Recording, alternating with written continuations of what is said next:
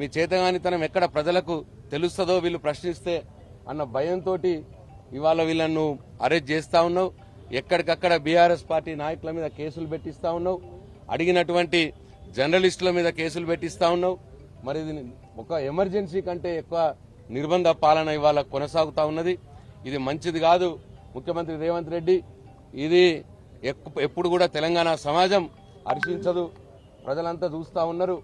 మరి ఇవాళ జర్నలిస్టుల మీద కేసులు పెడతా ఉన్నారు, నాయకుల మీద కేసులు పెడతా ఉన్నారు, సోషల్ మీడియాలో ప్రశ్నిస్తున్నటువంటి పౌర సమాజం మీద కేసులు పెడతా ఉన్నారు.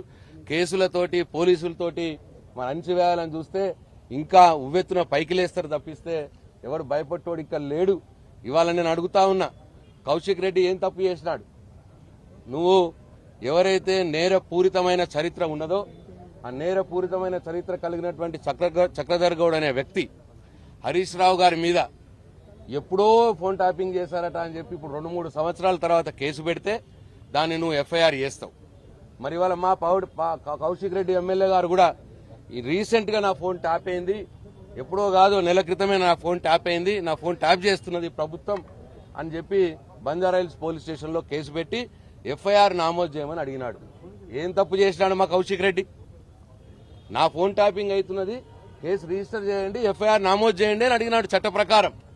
దానికే ఇవాళ నువ్వు కౌశిక్ రెడ్డిని అరెస్ట్ చేయడానికి పోతాం వాళ్ళ వందలాది మంది పోలీసుల్ని ఆయన ఇంటి మీదకి పంపించినావు. దాన్ని ప్రశ్నించినటువంటి హరీష్ రావు గారిని ఆయనను కూడా తీసుకొచ్చి వాళ్ళ గచ్చిబౌలి పోలీస్ స్టేషన్లో పెడతా ఉన్నావు.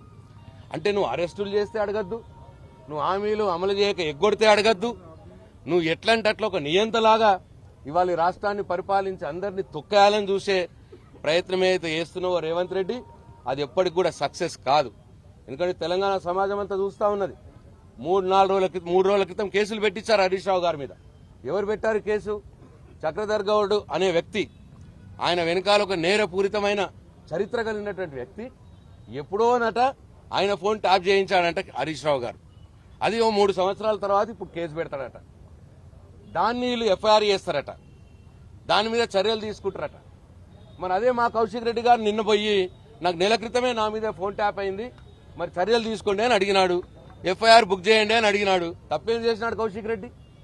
అంటే మీరు ఉసుగొల్పినటువంటి నేర చరిత్ర కలిగినటువంటి చక్రధర్ గౌడ్కు ఒక న్యాయం, ఇవాళ లక్షల మందికి ప్రాతినిధ్యం వహిస్తున్నటువంటి ప్రజల ఓటుతోటి ప్రజలతోటి గెలిచినటువంటి ఒక ఎమ్మెల్యే శాసనసభ్యుడు కౌశిక్ రెడ్డి గారికి ఒక న్యాయమా? కంప్లైంట్ తీసుకోండి, ఎఫ్ఐఆర్ బుక్ చేయండి అని పోలీస్ స్టేషన్కి పోతే ఇవాళ వందలాది మంది పోలీసులని కంప్లైంట్ ఎట్లా ఇస్తావు అని చెప్పి ఆయన అరెస్ట్ చేస్తారా?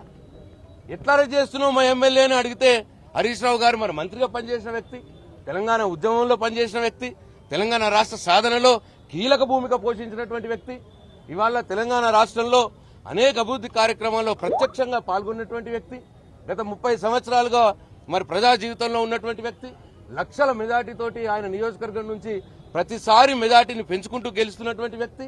ఇవాళ అరెస్టులు మా ఎమ్మెల్యేని ఎందుకు అరెస్ట్ చేస్తామని అడిగితే ఆయన తీసుకొచ్చి ఇవాళ గచ్చిబౌలి పోలీస్ స్టేషన్లో అరెస్ట్ పెడతా ఉన్నారు.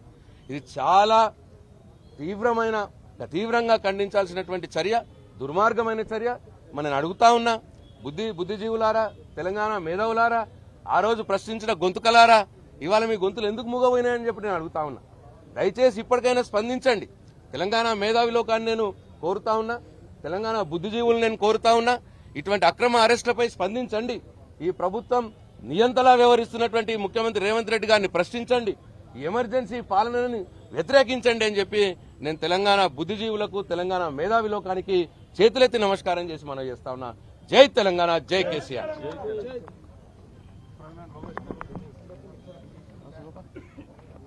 అన్నా ఆడేం నడుస్తుంది? బంజారా అయిపోయింది, ఇంటికి పంపించారు. రిమైండ్ జడ్జి గారు పోయిందా? రిమైండ్ పోతారు, రిమైండ్ కలిసి రిమైండ్ పంపిస్తారు.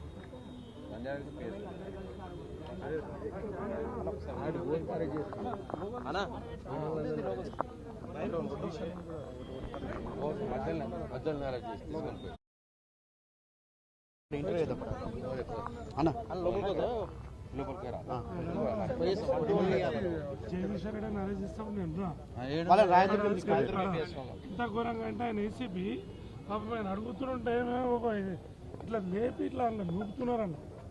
ఆయన ఏసీపీ అంటే వాళ్ళు ఒక మంది ఆయన రాకేష్ రెడ్డి ఇద్దరిని రాకేష్ రెడ్డి నేను మీ అన్న కౌశిక్ రెడ్డి ఇంటికాడ ఉండే అన్న వచ్చేసి నూకితే అడ్డం పడితే కూడా అందరిని ఇట్లా నూకేసి తీసుకొని వెళ్ళిపోయారు.